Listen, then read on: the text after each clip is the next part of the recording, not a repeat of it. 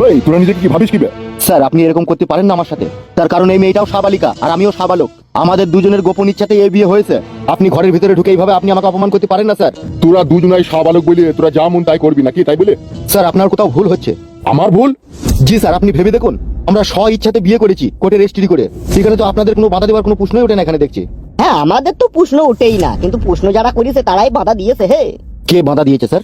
তোর গুণধর স্ত্রী, আমার স্ত্রী নারকেল বেগম। তার সাথে যেই মহিলাকে তুই বিয়ে করছিস তার স্বামীও দিয়েছে। কি বলছেন স্যার? তোদের মতো কিছু নরপশুদের জন্য আমাদের মতো পুলিশ ডিপার্টমেন্টকেও আজকে লজ্জার সম্মুখীন হতে হয়।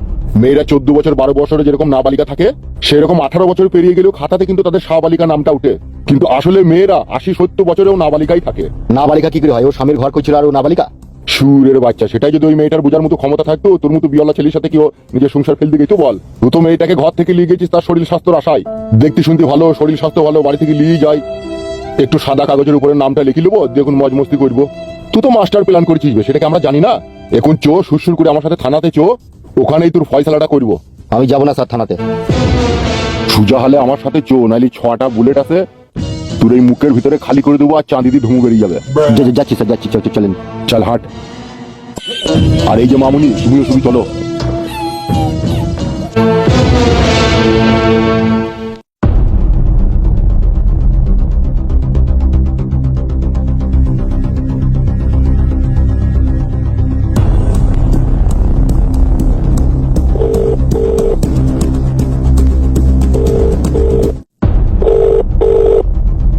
কি হলো স্যার, রিং হচ্ছে না?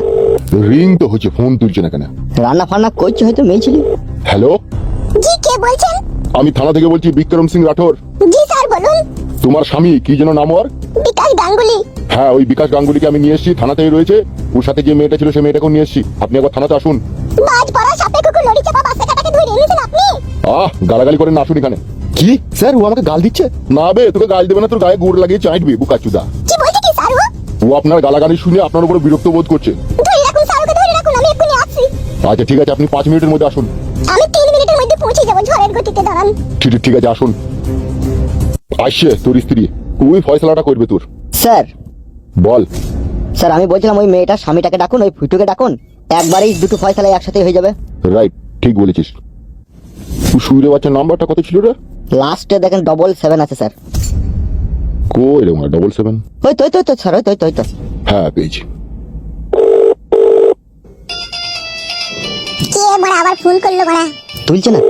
রিং হচ্ছে, তুলেছে। হ্যালো হ্যালো, কে রে বড়?